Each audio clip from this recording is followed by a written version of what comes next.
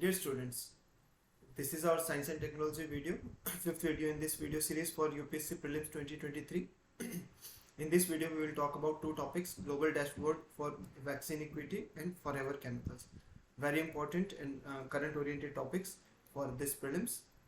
Let's look at global dashboard for vaccine equity. अब ये है क्या? सबसे आपको पता होगा कि वैक्सीन, कोविड वैक्सीन की बेसिकली ये बात करता है, कोविड-19 वैक्सीन की. So what happened is in developed country Covid vaccination जो है वो बेटर स्टेट पे है as compared to developing countries, and जो लोअर सोशो इकोनॉमिक कंट्रीज, जो लीस्ट डेवलप्ड कंट्रीज है, उनमें condition is even poorer.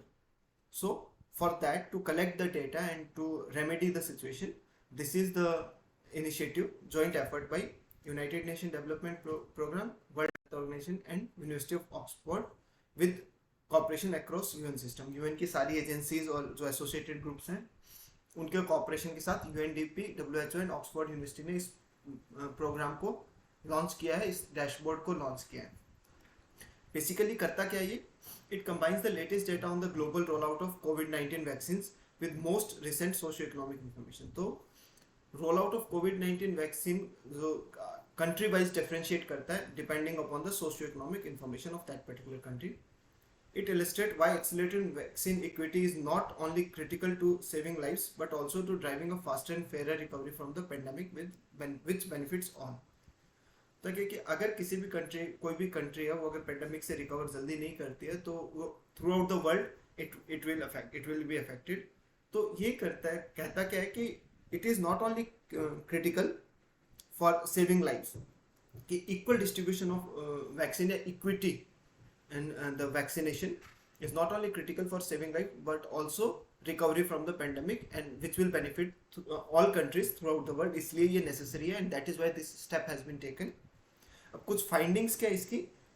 Finding is only 1 in 4 people has been vaccinated with at least one dose in the low and middle income countries. अब low और middle income country में only 1 out of 4 people are vaccinated at least with one dose. मतलब एक dose भी सिर्फ 1 out of 4 people ने लगाई है, 3 लोगों ने तो डोज लगवाई ही नहीं है. In high income countries at least 3 out of 4 people have got at least one vaccine. अब देखिए हाई इनकम कंट्रीज में, so this is socio economic difference in vaccination amongst the countries. अब ये एक और फाइंडिंग क्या है? While vaccination programme will increase health care cost. Obviously vaccination programme जो हेल्थ केयर कॉस्ट इंक्रीज करा है, लेकिन जो लो इनकम कंट्रीज में है ये इंक्रीज बहुत ज़्यादा होगा, अप टू 70% तक हो सकता है.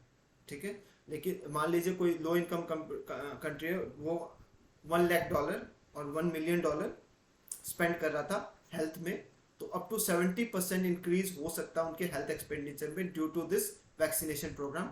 हाउएवर हाई इनकम कंट्री पे इसका जो इम्पैक्ट है वो ओनली अप टू 0.8% तक रहेगा.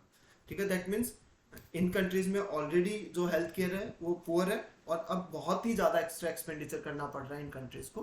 सो this is why this alliance और this dashboard has been started by UNDP, WHO and university of Oxford, so that ये डाटा रोल आउट कर सके और इसकी इंपॉर्टेंस को रोल आउट कर सके, पता चल सके, एंड वर्ल्ड कंट्रीज में support this developing in low and middle income countries to improve their vaccination programme. क्योंकि वैक्सीनेशन प्रोग्राम जब किसी कंट्री में इंप्रूव होगा तो it will be faster recovery for all the countries.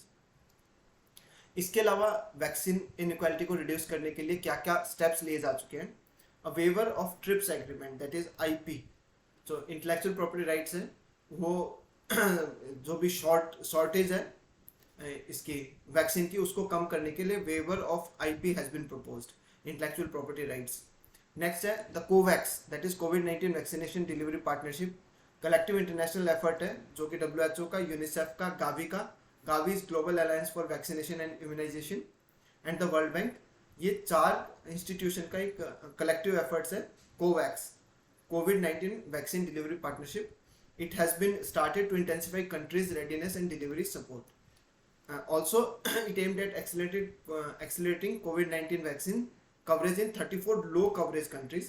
Basically जो ये Covax programme है ये फोकस किस पे करता है? लो कवरेज कंट्रीज के ऊपर अलॉन्ग विद देयर गवर्नमेंट्स. ठीक है, तो ट्रिप्स में रिलैक्सेशन प्रपोज किया गया, एंड कोवैक्स प्रोग्राम है टू इंटेंसिफाई और to reduce the vaccine inequality.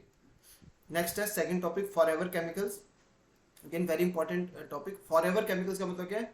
These chemicals do not degrade on their own and will be there in the system, in the atmosphere forever.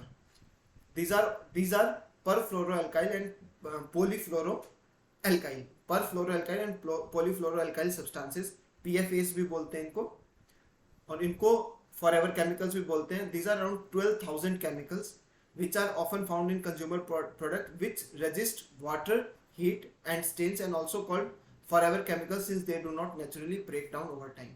तो ये break down over time naturally नहीं होते हैं, इनका कोई ये water से हीट से ये खराब नहीं होते और ब्रेक डाउन नहीं होते हैं.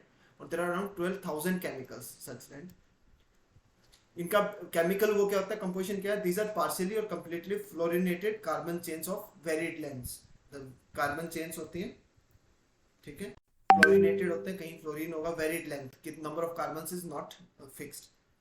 कुछ PFAs है like perfluorooctane sulfonic acid and perfluorooctanoic acid, PFOA and PFOS.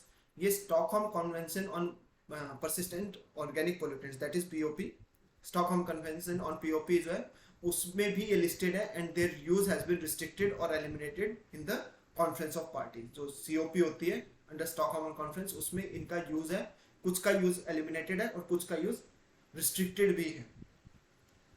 These chemicals are linked to a number of diseases, ठीक है, like cancer, liver disease, etc.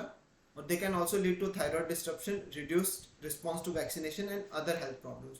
तो बहुत सारी health problems जो है PFAS की वजह से हो सकती हैं. These are forever in the environment. These contaminants, when passed on, can affect the entire food web. For example, अगर ये phytoplanktons में है, तो सी में है, तो इनसे फिश में जाएंगे और फिश से पोलर बेयर में भी जा सकते हैं, and in the humans also.